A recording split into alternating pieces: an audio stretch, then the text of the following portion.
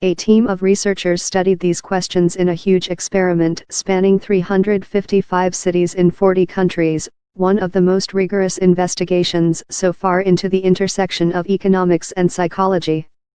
The results, published Thursday in Science, also reveal extreme differences between countries, with Switzerland and Norway topping the honesty list, and Peru, Morocco and lastly China rounding out the bottom three. But although rates of civic honesty varied greatly from country to country, one thing remained remarkably constant: wallets with money, as opposed to no money, boosted reporting rates. The global average for reporting a lost wallet was 40%, which grew to 51% when it had money. The evidence suggests that people tend to care about the welfare of others and they have an aversion to seeing themselves as a thief, co-author Elaine Cohn from the University of Michigan said. Researchers from the University of Zurich and the University of Utah were also part of the work. The researchers then polled a group of 279 top-performing professional economists to see if they would have accurately predicted the outcome, which only 29% did.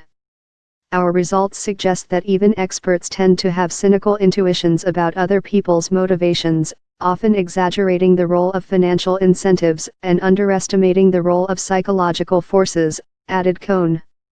The experiment, which cost $600,000, is unparalleled in its magnitude. More than 17,000 identical wallets were dropped off at banks, cultural establishments like theaters and museums, post offices, hotels, and police stations or courts of law. The wallet would be placed on the counter by the research assistant, who would deliver it to an employee telling them they had found it on the street but were in a hurry and had to go. Each contained a grocery list, a key, and 3 business cards in the local language using fictitious but commonplace mail names and an email address, signaling the owner was a local resident. Some had no money, while others contained the equivalent of $, adjusted for purchasing power in the target country. In 3 countries, the US, UK and Poland, they repeated the experiment with even more money, $, which boosted reporting rates by an average of 11 percentage points compared to the smaller amount. They also found that having a key boosted reporting rates by 9.2 percentage points in the 3 countries. Since the key is valuable to the owner but not the finder, this pointed toward an altruism concern in addition to the cost of negatively updating one's self-image. Switzerland tops. The proportion of employees who got in touch with the owner surpassed 70% in Switzerland and Norway.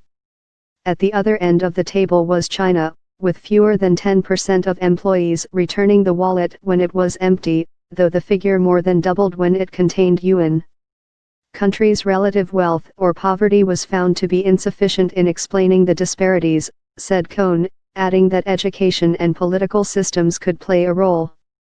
On the whole, countries which are more democratic and where citizens feel they are a part of the decision-making process tend to score higher on civic honesty. That could explain why countries where family ties have traditionally been very strong, such as Italy, have a lower rate of return than more individualist nations in Northern Europe, said co-author Christian Sund.